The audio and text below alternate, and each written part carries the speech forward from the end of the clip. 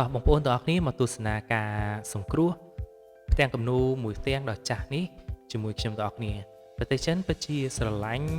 វប្បធម៌និងការពារនិងអភិរក្សខ្លាំងមែនទែនបងប្អូនសម្រាប់គំនូរមួយផ្ទាំងនេះគឺបន្សល់ទុកជាច្រើនឆ្នាំណាស់មកហើយពួកគេ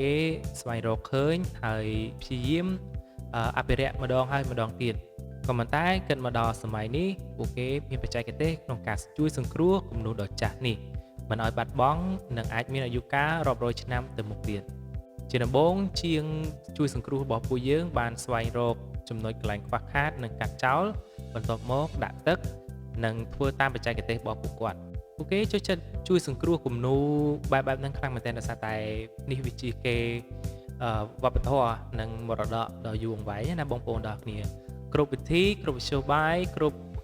ធ្វើយ៉ាងណាស្ដារគំនូរទាំងអស់នោះឲ្យត្រឡប់មកសភាពដើមវិញ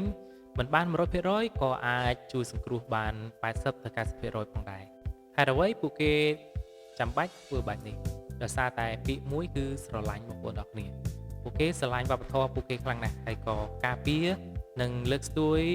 អ្វីគ្រប់យ៉ាងដែលជាកេរដំណែលពីដូនតារបស់ពួកគេដែរគំនូរនេះមិនមែនតែមួយចំនួនទេបងប្អូនទាំងអស់គ្នាប្រហែលជាកូនចៅ3 4ចំនួនហើយពួកគាត់ទុករហូតមកណាបាទអញ្ចឹងហើយពួកគេព្យាយាមជួយសង្គ្រោះតាមដែលអាចធ្វើបានវាចាស់ទៅក៏ប៉ុន្តែពួកគាត់នៅតែអាចព្យាយាមរកមធ្យោបាយដើម្បីធ្វើយ៉ាងណាឲ្យគំនូរនោះស្ថិតនៅមានរូបរាងដើមនិងគុំចូលគ្នាមកវាក្លាយជាគំនូរដ៏មានតម្លៃសារឡើងវិញយកមកដំបូងអ្នកដែលគាត់ទិញមកដំបូងនេះគាត់អត់មានបច្ចេកទេសអីទេគាត់យកกระดาษខ្សែយកអីដើម្បីកោលដើម្បីធ្វើម៉េចកុំឲ្យវាលះហែកចេញពីគ្នាការគិតរបស់ពួកយើងគិតថាគំនូរបែបហ្នឹងគួរតែបោះចោលយូរណាស់ទៅហើយបាទប៉ុន្តែ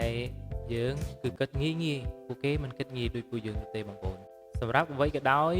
ក្រៅពីអ្វីដែលដូនតាគេបន្សល់ទុកគឺពួកគាត់ព្យាយាមថែរក្សានិងការពារឲ្យអស់ពីចិត្តទោះបីបានឬមិនបានគឺគាត់ខិតខំប្រឹងប្រែងបាទឥឡូវនេះបច្ចេកទេសរបស់គាត់បានជំនួសប្រដាប់ថ្មីពីមួយសន្លឹកទៅមួយសន្លឹកផងដែរការងារទាមទារពេលវេលាខ្លាំងមែនទែននិងបច្ចេកទេសខ្លាំងណាស់បងប្អូន